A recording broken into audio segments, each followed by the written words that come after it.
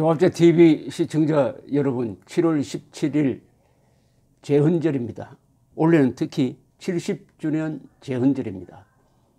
헌법이 국가를 만들었습니다.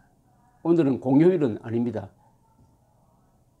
2005년 노무현 정권 시절에 공휴일에서 제외했습니다. 그전에는 3.1절, 제헌절, 광복절, 개천절이 4대 경축일이었는데 제헌절이 빠졌습니다. 그리고 8월 15일은 대한민국 건국 70주년 기념일인데 문재인 정권은 생일로 인정할 수 없다고 했습니다. 그래서 대한민국의 생일이 공식적으로 지워져 버렸습니다. 여러분들은 지금 생일 없는 나라의 국민입니다. 참 비참합니다. 그런데도 화가 나지 않으니까 가만히 계시는 모양인데, 생일 없는 국가의 생일 없는 국민이란 이런 신세가 앞으로 어떻게 될지, 한반도는 민족사의 정통성이 어느 쪽에 있느냐를 놓고 다투는 타협이 절대로 불가능한 총체적 권력 투쟁입니다. 대한민국 대통령이 대한민국은 생일이 없다고 하면은 한반도에서는 조선민주주의 인민공화국, 자칭 조선민주주의 인민공화국이 유일한 정통 국가가 되는 꼴이 됩니다. 그런 상황을 만들려고 일부러 그렇게 하는 건지 그것이 아닌지 착잡한 생각이 드는 오늘입니다. 지금 미국에서는 야단이 났습니다. 오늘 새벽에 있었던 푸틴 트럼프 공동 기자회견이 불을 붙였습니다. 저도 이런 기자회견, 이런 미국 대통령은 처음 보았습니다. 드디어 트럼프와 친한 국회의원들 그리고 공화당까지 반기를 들고 있습니다. 요약하면은 미국을 지켜야 할 미국 대통령이 미국의 적인 푸틴과 손을 잡고 미국을 공격을 했습니다. 미국의 정보 수사기관을 공격을 했습니다. 미국의 야당을 공격을 했습니다. 미국의 언론을 공격을 했습니다. 그러면서 푸틴은 변호했습니다. 푸틴으로부터 월드컵 축구공을 하나 선물 받았습니다. 여기에 대해서 트럼프와 친한 미국 공화당 상원의원 린지 그레엄은 이런 논평을 냈습니다. 나라면 축구공을 조사하여 도청 장치가 없는지부터 알아보고 백악관에는 절대 들여놓지는 않겠다, 이렇게 이야기했습니다. 뉴트 깅글리치 전 미국 하원 의장 그리고 공화당의 이론가로 알려져 있는 깅글리치도 미국 정보기관에 대한 트럼프 대통령의 발언은 큰 실수다, 적극적인 해명이 필요하다라고 이야기했습니다. 폴 라이언 미국 하원 의장, 역시 공화당 의원입니다. 이분도 러시아가 선거에 개입했다는 것은 명백한 사실이다 라고 이야기를 했습니다.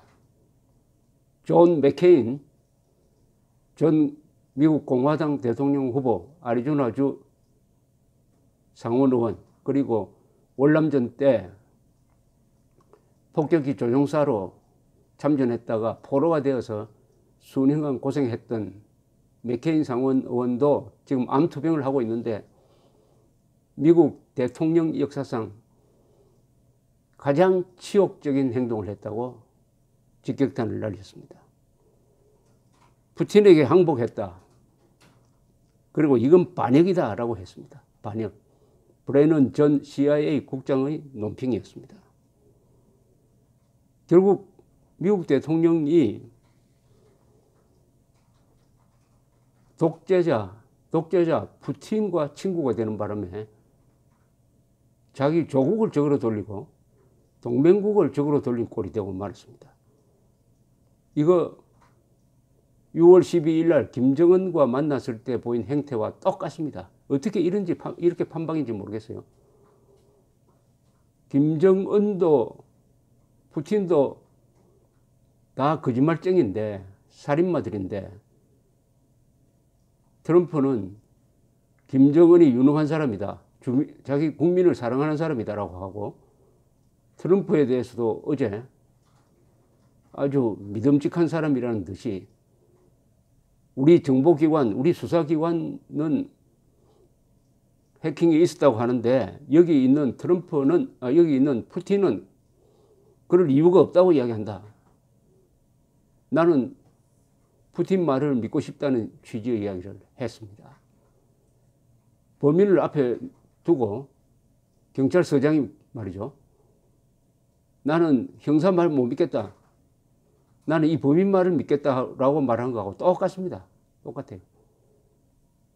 그러면서 신경질을 내면서 힐러리 클린턴 욕을 하고 민주당 언론 욕을 공개적으로 했습니다. 푸틴이 아니라고 한다.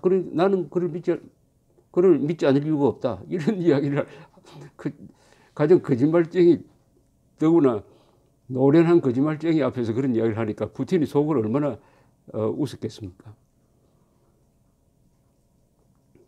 트럼프는 또 치명적 아주 실수를 했습니다. 러시아와 미국 사이가 나쁘다.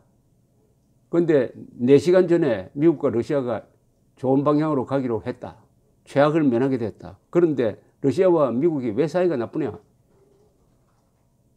놀랍게도 이래 이야기했습니다. 양쪽이 다 잘못이 있다. 아니, 미국도 잘못이 있다는 겁니다. 러시아와 미국만 사이가 나쁜 게 아니고요. 러시아와 자유국가는 다 사이가 나쁩니다. 푸틴이 들어와서 얼마나 나쁜 짓을 지난 몇 년 동안 했습니까? 2014년에 우크라이나로 쳐들어가 가지고 크리미아 반도를 그냥 빼앗아 버렸어요.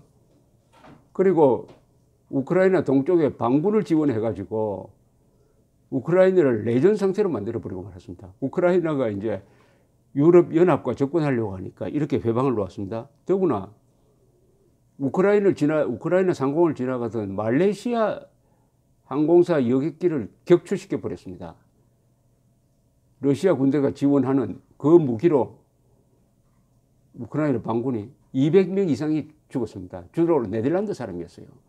여기에 대해서 푸틴은 지금도 자기는 아무 관련이 없다고 그럽니다. 모든 조사가 러시아 제 무기로 격추되었다고 지적을 하고 있어도 절대로 인정하지 않습니다. 공산당이 자기 잘못했다고 인정한 거 봤습니까? 그럼 공산주의자가 아니죠. 공산주의자가 내 잘못했다고 하는 순간 그건 공산주의자가 아닙니다. 공산주의자 자격이 없습니다. 거짓말을 안 하면 공산주의자 자격이 없어요. 한국에도 마찬가지죠. 그런 걸 놓고 미국도 잘못했다. 또 천안함 북침은 대북 강경 정책 때문이다 라고 주장해 온 한국의 좌파 정치인하고 똑같은 수법입니다. 양비론이죠. 비겁한 양비론입니다. 러시아도 잘못했고 미국도 잘못했다는 이야기를 제3국의 얼빠진 지식인이 한 게 아니고 미국 대통령이 그런 이야기를 했습니다. 이건 웃어야 될지 울어야 될지 참 기가 막힙니다. 그래서 제가 이런 예상은 안 하는 건데 괜히 했다는 생각도 들어요. 김정은, 김정일, 김일성이라는 이 악마적 지도자를 만나면은 다 인격이 바뀐다. 그런 예가 과거에 한국에도 있고 외국에는 무가베, 차우세스쿠, 카다피 예가 있어가지고 다 불행하게 됐다. 트럼프도 김정은을 만나면 그때부터 악령에 씌워진다라고 이야기했는데 이게 적중한 것 같습니다. 푸틴을 만나서 보여준 행태가 김정은과 만나서 한 거하고 똑같아요. 어떤 점에서 같으냐? 특제. 이 독재자 앞에서 보편적 가치관을 포기합니다. 즉 자유, 인권, 법치, 진실, 정의 이런 걸 내팽개쳐버립니다.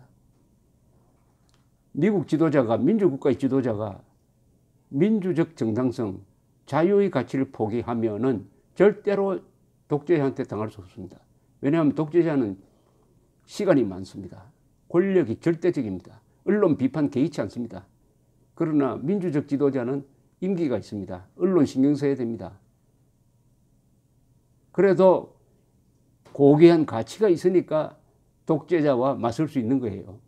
그런데 트럼프처럼 문재인 대통령처럼 김대중 노무현처럼 자유의 가치관, 고귀한 가치관을 포기해버리면은 자동적으로 장기 독재자 페이스에 말리듭니다. 두 번째, 김정은을 만났을 때 행태와 이번에 푸틴을 만났을 때 행태가 같은 겁니다. 거짓말쟁이를 계속 믿으려고 합니다. 거짓말쟁이를 믿으라고 합니다. 세 번째, 독재자에겐 비굴하고 친구에겐 잔인합니다. 이때는 친구는 우방국입니다. 한국 국민에게도 얼마나 잔인했어요. 한미 군사훈련은 한국인을 지키는 것인데 이게 김정은에게 도발적이다.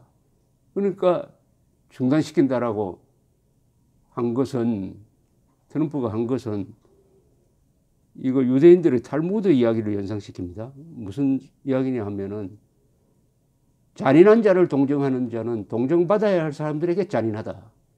잔인한 푸틴과 김정은을 동정하니까 미국 국민과 한국인들이 피해를 보고 있다. 이 이야기죠, 이야기. 그러니까 이제 미국 언론이 그동안에 좀 자제했던 이야기를 다시 꺼냅니다. 뭐라고 하느냐. 뉴욕타임스에서 이렇게 걸쳤어요. 그의 발언은 미국의 외교 목적과 너무나 다르다. 미국 정부기관과의 목적과도 맞지 않다. 너무나 많은 분야에서 너무나 설명이 안 되는 행동을 하니까 트럼프를 오래 따라다니던 의문이 다시 떠오른다. 러시아는 그 약점을 잡고 있는가? 이런 의문을 던졌습니다. 이게 무슨 이야기냐 하면은 미국 언론이 보도하는 이게 스틸 문건이라는 게 있어요. 스틸 파일이라고 해야 되겠네. 영어로는 데이시어라고 하는데 이건 프랑스어입니다만 이 문서처리라는 뜻입니다. 스틸이라는 사람이 있었어요. 이 사람이 영국의 유명한 해외 정보기관 MI6의 러시아 과장이었습니다. 영국의 러시아 담당 과장은 세계에서 러시아를 제일 잘 아는 사람이라고 보면 됩니다. 냉전 시절부터 수많은 스파이 영화에 항상 주인공으로 나오는 사람이에요. 이 사람이 2016년에 이상한 주문을 하나 받아가지고 보고서를 하나 만들었습니다. 그게 스틸 파일입니다. 이게 2017년에 별로 이게 신뢰가 가지 않는 언론에서 공개하는 바람에 다른 언론은 별로 따라가지를 않았어요.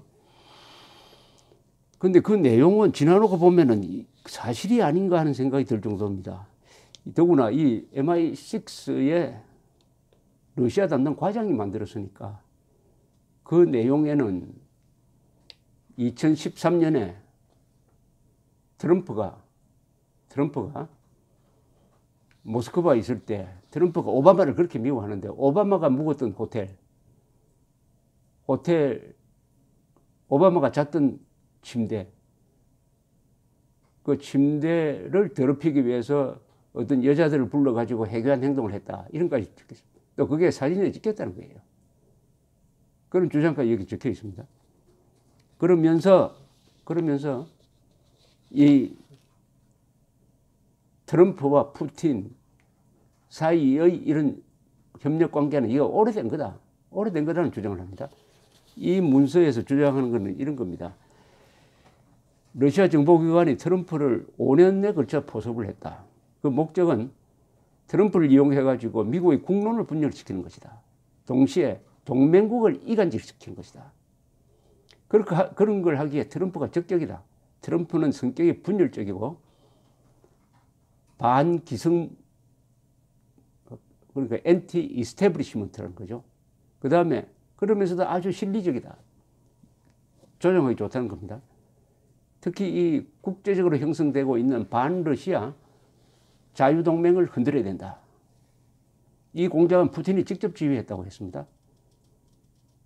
그러면서 푸틴과 트럼프의 선거운동본부가 정보 협력을 서로 하고 있다. 이런 주장을 했는데 이게 지금 돌아가는 꼴이 말이죠. 약점 잡힌 트럼프가 푸틴을 위해서, 러시아를 위해서 공개적으로, 그것도 조심도 하지 않고 공개적으로 외교적 활동을 하고 있다. 어떤 사람의 표현을 하면은 트럼프는 간첩은 아니겠지만 간첩과 같은 일을 하고 있다. 그래도 그 간첩을 하려면 좀 조심해서 해야 되는데, 어제처럼 이렇게 그 행패에 가까운, 미국에 대한 행패죠. 가까운 행동을 한 것은 이건 또 다른 차원의 설명이 필요하다고 생각합니다. 그래서 김정은을 만난 이후에 트럼프가 확 달라져 가지고 푸틴을 만났을 때는 더 저자세로 가버렸다. 이 지구상에서 지금 가장 규탄받아야 될 지도자가 두 사람 있다면 김정은과 푸틴입니다. 사람을 마구잡이로 죽이니까요. 거짓말을 웃으면서 하니까. 이런 김정은과 푸틴에게 끌려가는 미국 대통령이 과연 안전할 수 있을까 걱정이 됩니다. 문제는 한국인의 안전이죠. 트럼프가 저런 행동을 하면은 세계에서 도덕의 기준이 없어져 버립니다. 억압받는 세계 많은 사람들이 지금까지는 미국 대통령을 믿고 투쟁하고 청구했습니다. 그런데 트럼프가 독재자에게 굴복한 지금 수많은 억압받는 그 약한 사람, 아픈 사람, 소외된 사람 누구를 기대해야 되느냐. 이게 문제죠. 그중에 위협받고 있는 한국인인 것입니다. 한국인. 많은 한국인들이 미국에 기대하고, 특히 트럼프가 작년은 그래도 김정은을 아주 용감하게 몰아붙이니까 트럼프에게 기대했는데 한숨에 다 날려버리고 지금은 한국인의 안전에 위협적인 존재가 되고 말았습니다. 계속 보도해 드리겠습니다. 감사합니다.